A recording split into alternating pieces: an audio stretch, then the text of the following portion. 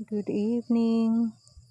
Ito na naman tayo sa garden, mag-check ng mga pananim. Ito na yung update sa butternut squash.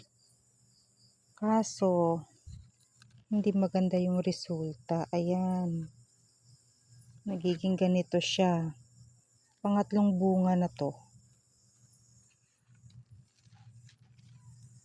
Ito yung nauna. Ayan. Nalanta din siya. Mukha naman siyang healthy. Pero bakit ganun?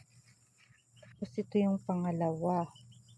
Ayan din, nalanta din siya.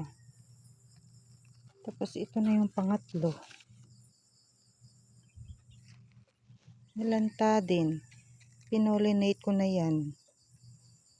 Baka siguro dahil sa ulan ng ulan. Lakas kasi ng ulan dito ng mga nakaraang araw. Kaya kahit na anong pollinate mo,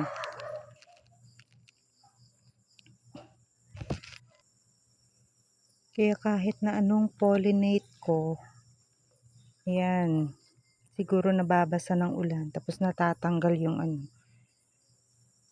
pinolinate ko. Tapos ito na naman ngayon, meron na namang bunga.